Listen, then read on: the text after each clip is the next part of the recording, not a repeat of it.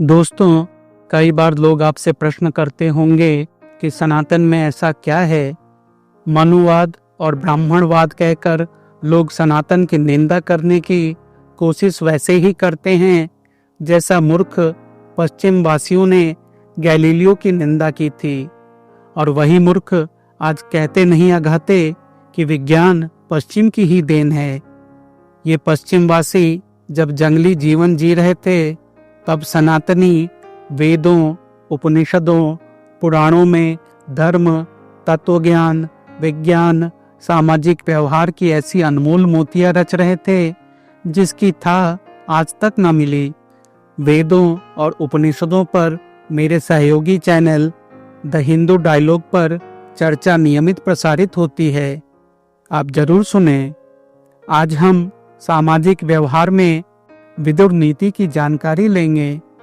एक और ब्राह्मण आचार्य चाणक्य द्वारा रचित चाणक्य नीति की विलक्षणता जग जाहिर है। विदुर नीति भी सामाजिक, पारिवारिक तथा राजनीति की अद्भुत नियमावली प्रस्तुत करती है। विदुर नीति महाभारत के उद्योग पर्व के 33वें अध्याय से लेकर 40वें अध्याय तक वर्णित है। महामना विदुर ने महाभारत युद्ध से ठीक पहले महाराज धृतराष्ट्र के साथ हर विषयों पर संवाद किया था। इन्हीं संवाद का संकलन विदुर नीति कहा जाता है।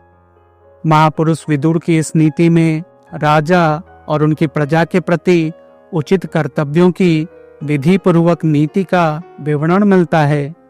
इस श्रृंखला में हम इसी विदुर नीति का एक श्लोक प्रतिदिन सुनेंगे और महात्मा विदुर के इस अद्भुत ज्ञान से अपने जीवन को आलोकित करेंगे। तो आइए सुनते हैं प्रथम श्लोक। इस श्लोक में महात्मा विदुर बताते हैं कि किस प्रकार के मनुष्यों का सुख, चैन और रात्रि की नींद उड़ जाती है। विदुर उवाच अभियुक्तं बलवता दुर्बलं हीन साधनं हृतश्वं कामिनं चोरमाविशन्ति प्रजागराः। विदुर जी बोले, हे महाराज धृतराष्ट्र, जिसका बलवान के साथ विरोध हो गया है, उस साधनहीन दुर्बल मनुष्य को और जिसका सब कुछ हर लिया गया हो उसको, तथा कामी को और चोर को रात में जगने का रोग लग जाता है।